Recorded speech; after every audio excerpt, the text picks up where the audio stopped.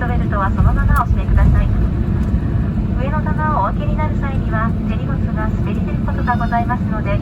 十分ご注意ください。ただいまからすべての電子機器をご利用いただけます。またお降りの際には携帯電話などお忘れ物をなさいませんようお助け回りをお確かめください。厳しい暑さは続きますが皆様どうぞご自愛ください。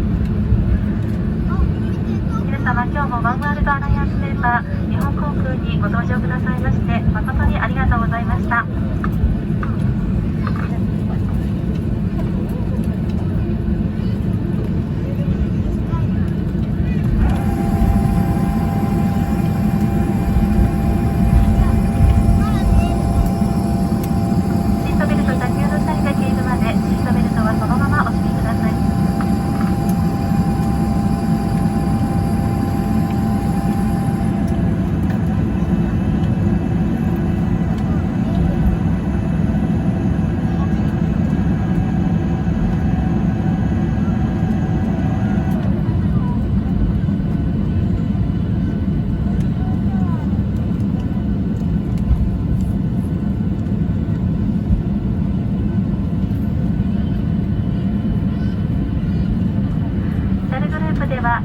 SDGs 達成に向けた取り組みの一環として二酸化炭素の排出量削減に貢献するために到着後に窓の日よけを閉めております。